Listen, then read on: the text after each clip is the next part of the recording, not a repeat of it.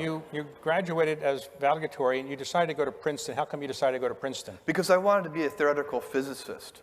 And so I went to Princeton, and I was a really good student, as I pointed out already. I got A+s on almost everything. I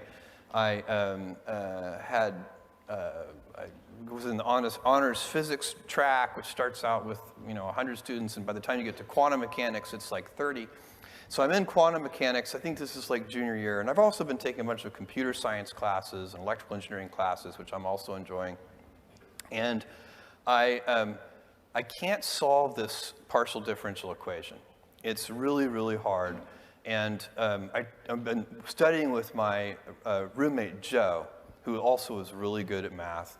And the two of us worked on this one homework problem for 3 hours and got nowhere. And we finally said, we looked up at each other over the table at the same moment. We said, Yo Santa.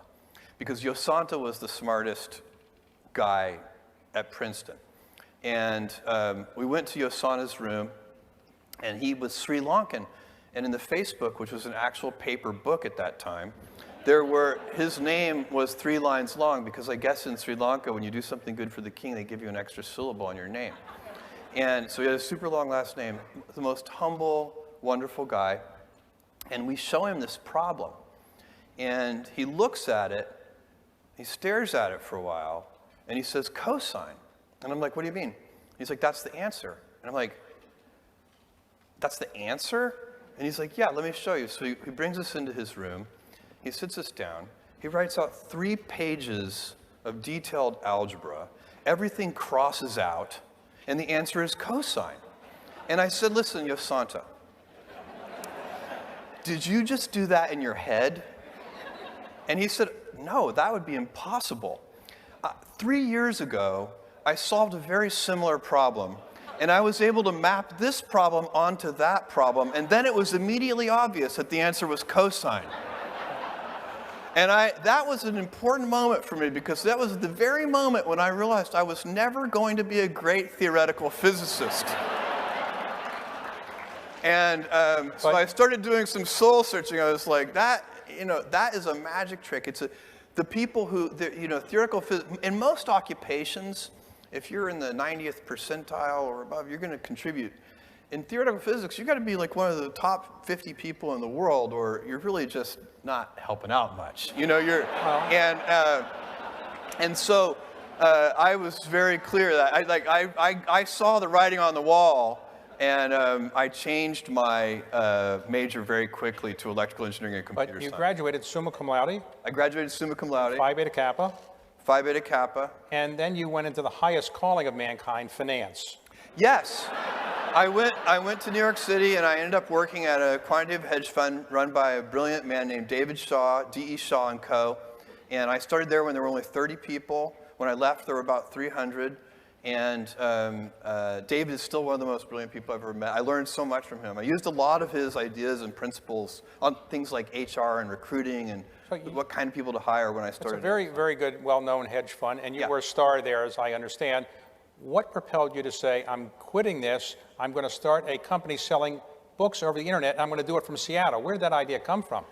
I came across the fact, so this is 1994, nobody has heard of the internet. Very, very few people. It was used at that time mostly by scientists and physicists and things like that. We used it a little bit at D.E. Shaw for some things, but not much. And I came across the fact that the web, World Wide Web, was growing at something like 2,300% a year. This is in 1994, and anything growing that fast is, even if its baseline usage today is tiny, it's growing so fast, it's gonna be big. And so I looked at that and I was like, there's gotta be, I should come up with a business idea and that get, on the internet, and then let the internet grow around this, and we can keep working on it. And so I made a list of products that I might sell online, and I started force ranking them.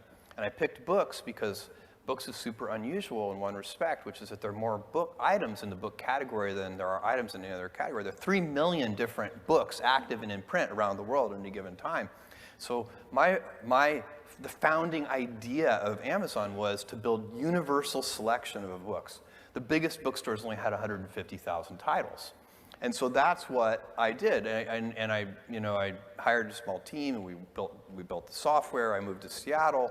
Why'd you pick Seattle? Because of Microsoft? Yeah, it was two things. The largest book warehouse in the world at that time was nearby in a town called Roseburg, Oregon, and then also the recruiting pool that was available from Microsoft. And when you told your parents you were going to quit D.E. Shaw, where you were successful, making presumably a fair amount of money, yeah. and you told your wife, Mackenzie, that you're yeah. going to move across the country, what did they all say? They were immediately and reflexively supportive right after they asked the question, what's the internet?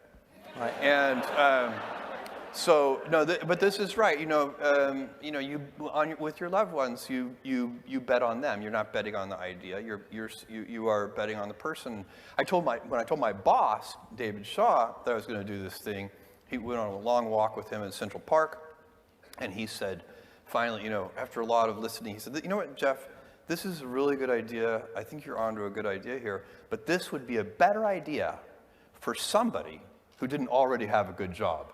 Right. And that actually made so much sense to me that he convinced me to think about it for 2 days before making a final decision. And that was, and it's one of those decisions I made with my heart and not my head. And I basically said, I don't want to regret, when I'm 80, now 90, I want to have minimized the number of regrets that I have in my life. And most of our regrets are acts of omission. They're things we didn't try. It's the path untraveled.